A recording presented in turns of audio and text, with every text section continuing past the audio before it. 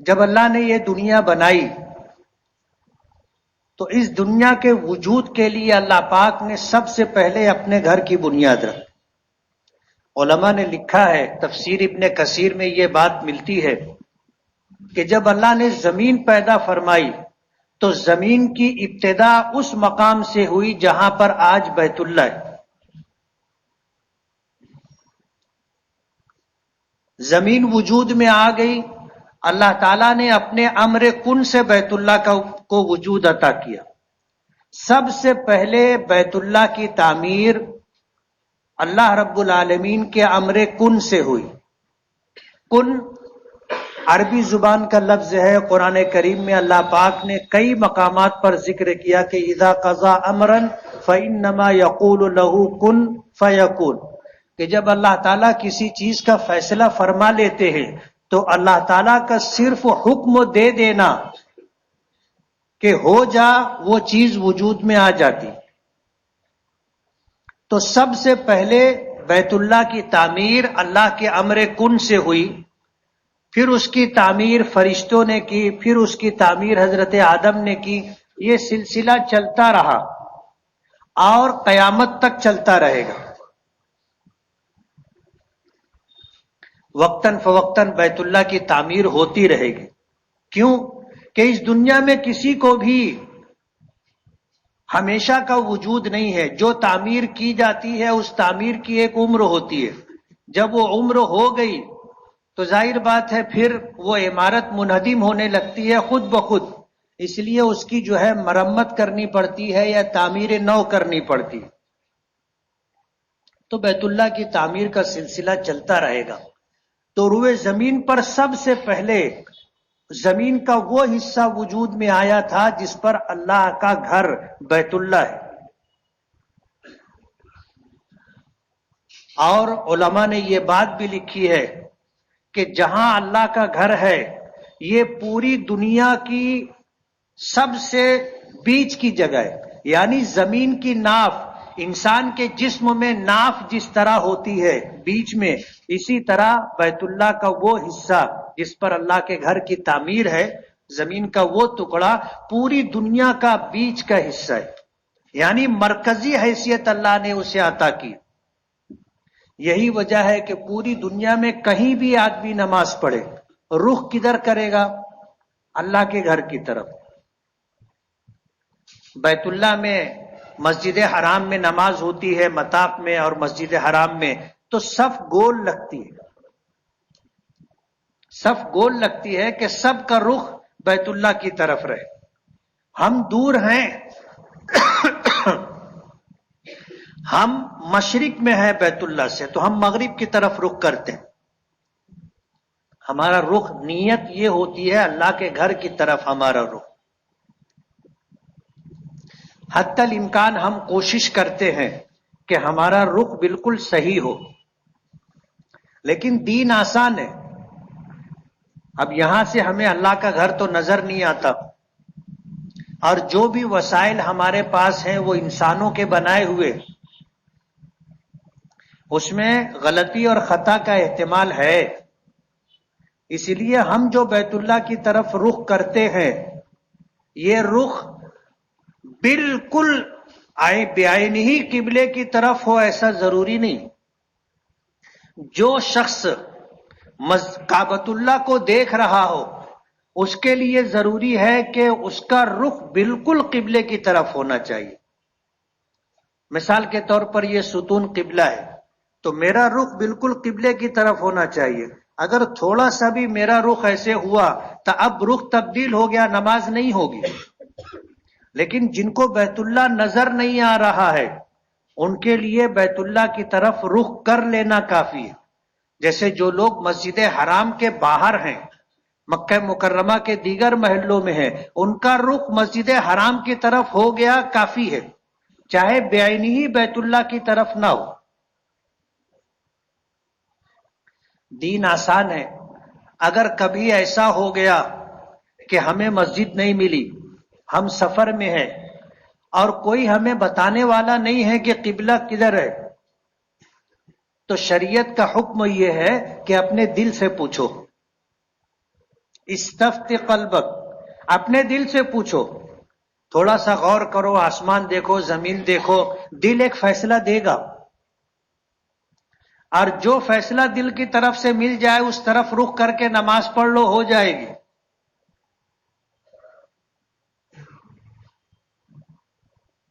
آج کی اس موقع پر اس تمہیدی گفتگو کے ساتھ جو بات مجھے عرض کرنی ہے وہ یہ کہ اللہ نے سب سے پہلے مسجد کے لیے جگہ بنائی تھی، مسجد حرام، مسجد کعبۃ اللہ کی تعمیر مشہور قول کے مطابق حضرت ابراہیم علیہ الصلوۃ والسلام نے کی۔ حضرت جبرائیل آئے اور آ کر کے حضرت ابراہیم علیہ الصلوۃ والسلام کو وہ جگہ بتائی جو ٹیلے کی شکل میں تھی۔ حضرت ابراہیم نے جب مٹی ہٹائی تو نیچے ان کو بنیاد ملی، جہاں پہلے بیت اللہ تعمیر کیا گیا تھا بنیاد ملی، تو اسی پر حضرت ابراہیم نے پھر بیت اللہ کی تعمیر کی۔ بیت المقدس کی تعمیر حضرت یعقوب علیہ الصلوۃ والسلام نے کی تھی، اور صدیاں گزر جانے کے بعد پھر حضرت سلیمان علیہ الصلوۃ والسلام نے بیت المقدس کی تعمیر نو کی، جس چہار دیواری کے اندر بیت المقدس ایک شہر ہے، بیت المقدس ایک شہر ہے، اس کو القدس بھی کہا جاتا ہے۔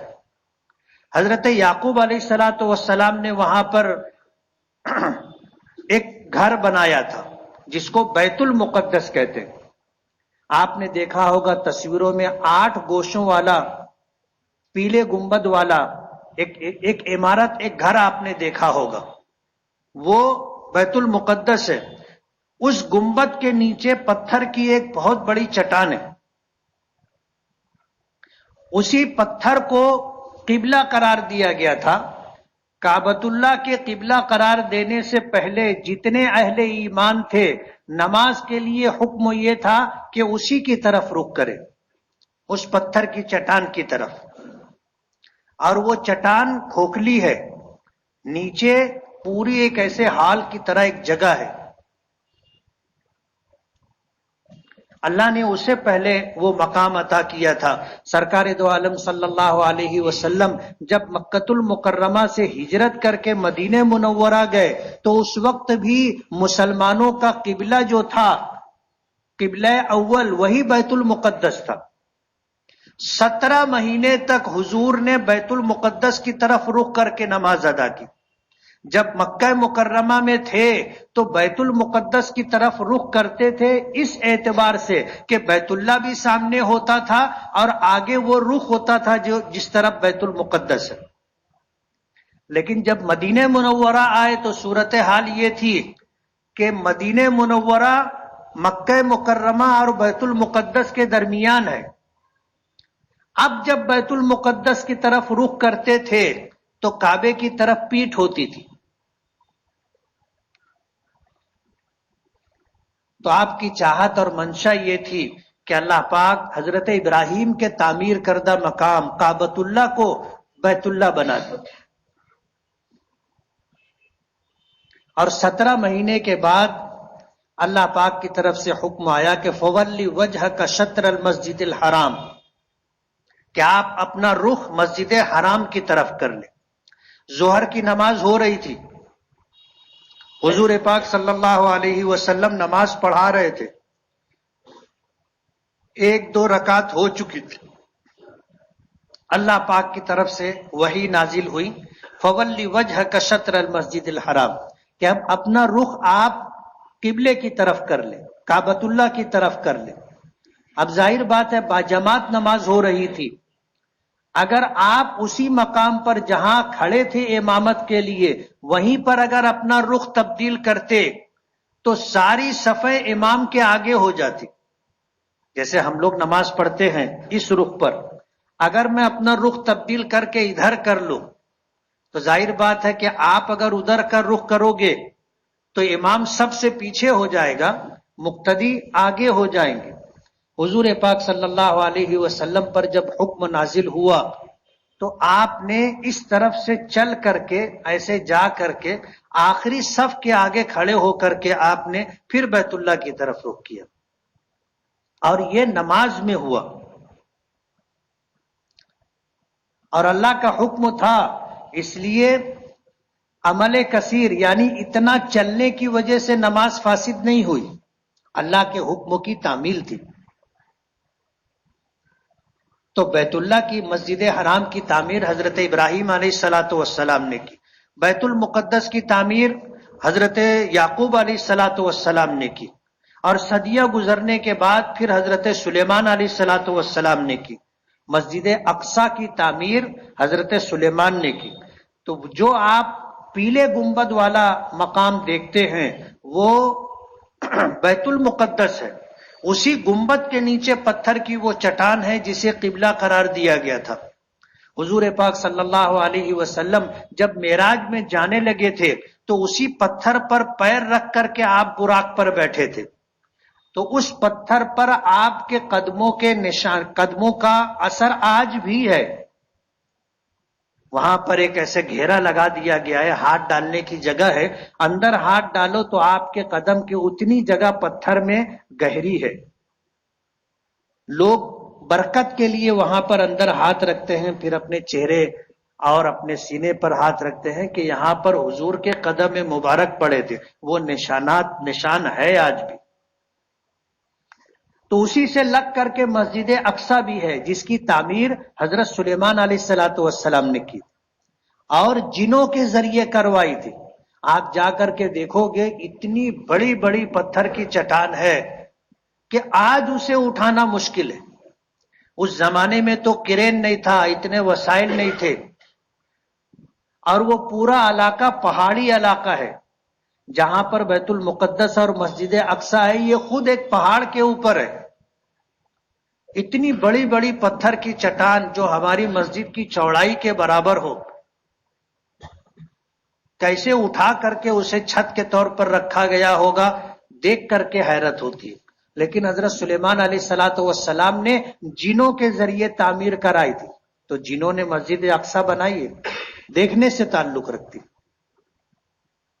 مسجد نبوی کی تعمیر نبی کریم صلی اللہ علیہ وسلم کے دست مبارک سے۔ مسجد حرام میں ایک نماز 1,00,000 نمازوں کے برابر ثواب، بیت المقدس میں ایک نماز 25,000 نمازوں کے برابر ثواب، بعض روایتوں میں آتا ہے 50,000 نمازوں کے برابر ثواب۔ مسجد نبوی میں ایک نماز 25,000 نمازوں کے برابر ثواب، اور ایک روایت کے مطابق 1,000 نمازوں کے برابر ثواب۔ اللہ کا جو بھی فیصلہ ہوگا جس کے حق میں، کسی کو 25 دیویں، کسی کو 1 دیویں، کسی کو 50 دیویں، یہ اللہ کا فیصلہ ہے، ہمیں حق کے اعتراض نہیں ہے، لیکن ان مقامات کو اللہ نے فضیلت عطا کی۔ سوال یہ ہے کہ اللہ نے اپنا گھر امر کن سے کیوں تعمیر کیا؟ حضرت ابراہیم سے اس کی تعمیر کیوں کروائی؟ حضرت یعقوب اور حضرت سلیمان سے بیت المقدس کی تعمیر کیوں کروائی؟ مسجد نبوی کی تعمیر نبی کریم صلی اللہ علیہ وسلم کے ذریعے کیوں کروائی؟ یہ وہ نقطہ ہے جس پر ہمیں غور کرنا ہے۔ اللہ تعالیٰ نے اپنا گھر اس لیے بنایا کہ تمام مسلمانوں کا اجتماع ہو، ہماری اجتماعیت کے لیے اللہ پاک نے یہ گھر بنایا۔ پچھلی امتوں میں تو یہ تھا کہ مسجد چھوڑ کر کے اگر کہیں آپ نماز پڑھیں گے تو نماز ہوگی ہی نہیں۔ نماز کے لیے اللہ کا گھر ضروری۔ نبی کریم صلی اللہ علیہ وسلم پر اللہ کا جو خصوصی کرم تھا، جو 5 نعمتیں اللہ پاک نے آپ کو خصوصی طور پر عطا کی، اس میں سے ایک نعمت یہ ہے کہ پوری روئے زمین کو اللہ پاک نے نماز کی جگہ بنا دیا، آپ جہاں نماز پڑھنا چاہیں پڑھ سکتے۔ ورنہ پچھلی امتوں میں نماز کے لیے اللہ کا گھر چاہیے۔ آپ اگر مسجد کے باہر نماز پڑھتے تو نماز نہیں ہوتی، اپنے گھر پر نماز پڑھتے نماز نہیں ہوتی، لیکن اس امت کو اللہ نے اجازت دی، اور وجہ بھی یہ ہے کہ اللہ جانتے تھے کہ آبادی بڑھتی جائے گی، آبادی بڑھتی جائے گی۔ آپ اگر تاریخ اٹھا کر کے دیکھو گے تو جس وقت یہاں ہندوستان پر مغلوں کا راج تھا تو ہندوستان میں آبادی کتنی تھی معلوم ہے کسی کو؟ 1.5 کروڑ کی آبادی تھی. تو 1.5 کروڑ کی آبادی میں ہندوستان، پاکستان، بنگلہ دیش، برما، نیپال، یہ سب کچھ، یہ 4-5 ممالک مل کر کے اس کی آبادی 1.5 سے 2 کروڑ کی تھی. آج 130-140 کروڑ.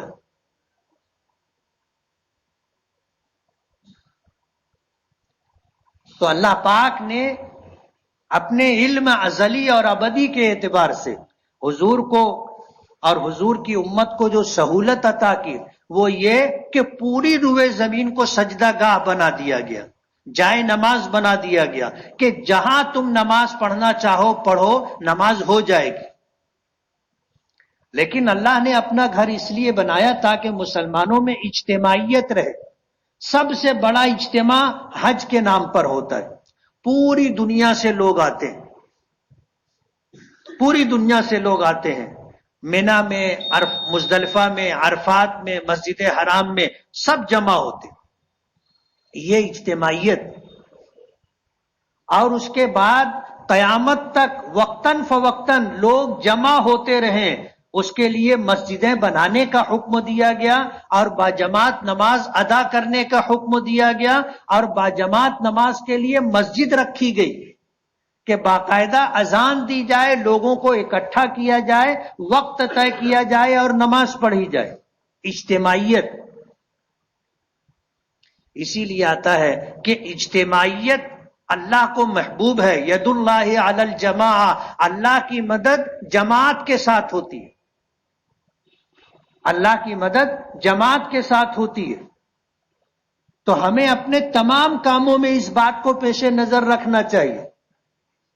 اور جو لوگ اجتماعیت سے ہٹ کر کے کوئی کام کرنا چاہتے، بعض لوگ ہوتے ہیں ہر وقت اپنی 1.5 اینٹ کی مسجد الگ بنانے کی کوشش کرتے. یہ منافقانہ عمل ہے. نبی کریم صلی اللہ علیہ وسلم مدینہ منورہ گئے، ایمان قبول کرنے والوں نے ایمان قبول کیا، نہیں قبول کرنے والے منافقین تھے جنہوں نے دھوکہ دیا کہ ہم مسلمان ہیں، ہم مسلمان ہیں. آپ پر، اللہ پر ایمان لائے، ایمان نہیں لائے تھے. لیکن کہتے تھے وَمِنَ النَّاسِ مَن يَقُولُ آمَنَّا، ان میں سے ایسے لوگ بھی ہیں جو کہتے ہیں ہم ایمان لائے. اللہ پاک فرماتے ہیں کہ وہ ایمان نہیں لائے، وہ منافق تھے.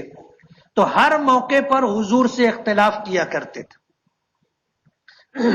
جیسے جنگ احد کے لیے نکلنا تھا، حضور نے مشورہ کیا، منافقین نے مشورہ دیا کہ مدینے میں رہ کر کے جنگ لڑی جائے، باہر نہ نکلا جائے.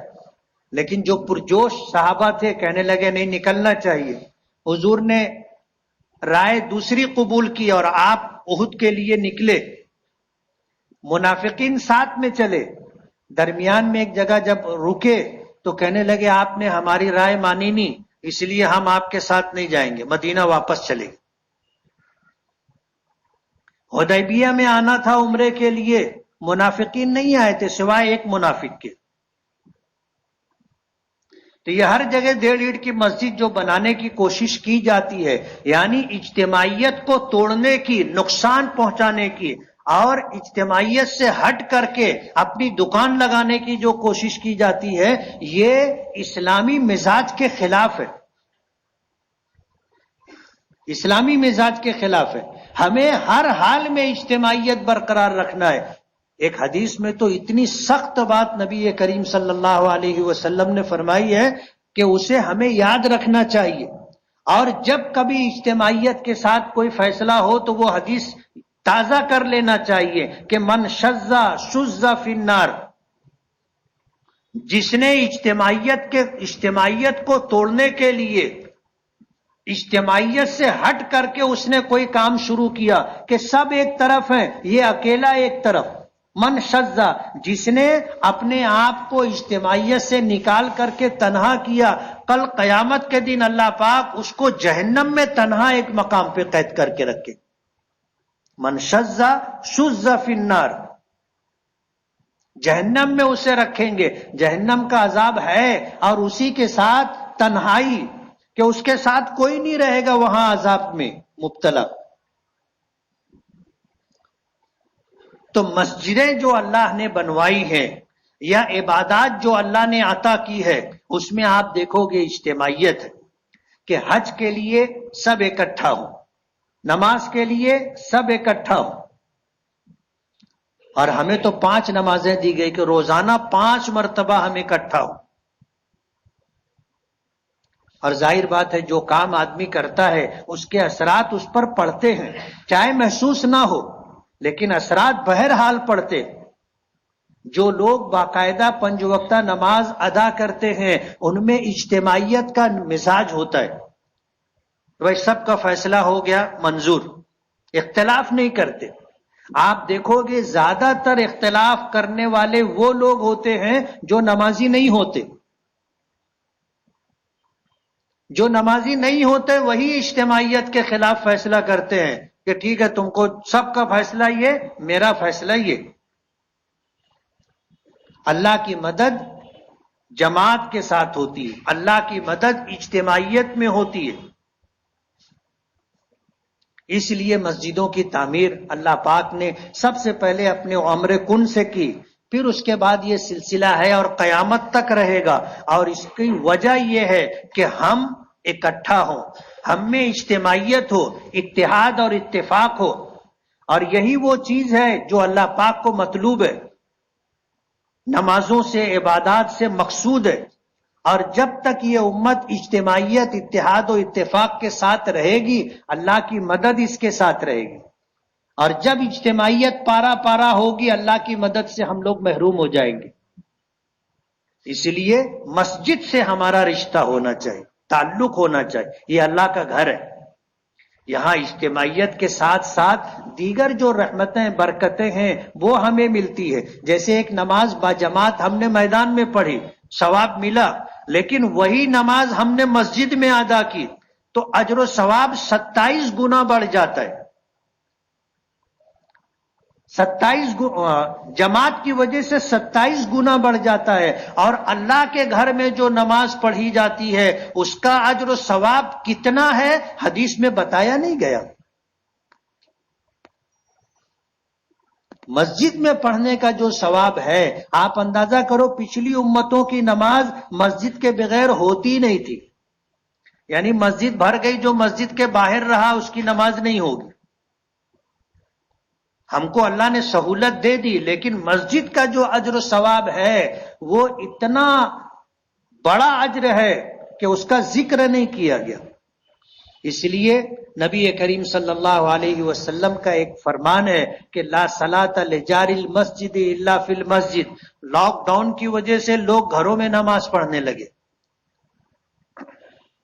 قانونی مجبوری تھی. مسجدیں الحمدللہ بند نہیں تھی، 5-7 لوگ 10-20 لوگ نماز پڑھتے تھے، لیکن اکثریت گھروں میں نماز پڑھنے لگی. اللہ کا بہت بڑا احسان ہے، ہمارے شہر میں ہم لوگوں نے کوشش کر کے مسجدوں کو جاری رکھا. تو ابھی سرکار کی طرف سے چھٹی ملی، ورنہ ہم تو پہلے سے اپنے شہر میں کوشش کر کے باجماعت نماز کر مسجدیں کھلوا دی تھی. ایک جامع مسجد تھی، بازار کی مسجد ہے، علاقے غیر کی مسجد ہے، پابندیاں تھی. جب سرکار کی طرف سے پابندی اٹھ گئی الحمدللہ ہم سب اللہ کے اس گھر میں جمع ہیں. مجھے جو بات کہنی ہے کہ لاک ڈاؤن کی وجہ سے جو کچھ لوگوں کا مزاج یہ بن گیا کہ گھر میں پڑھ لو، ان کے لیے یہ آج کی گفتگو ہے کہ انہیں اللہ کے گھر میں نماز کے لیے آنا چاہیے. لاک ڈاؤن ختم ہو گیا، اب ہمیں اپنی تمام نمازیں اللہ کے گھر میں پڑھنا چاہیے. یہی اللہ اور اس کے رسول کا مقصود اور مطلوب ہے. اللہ ہمیں عمل کی توفیق عطا فرمائے. وآخر دعوانا ان الحمدللہ رب العالمین. جن ساتھیوں نے سنت نہ پڑھی وہ سنت پڑھ لیں.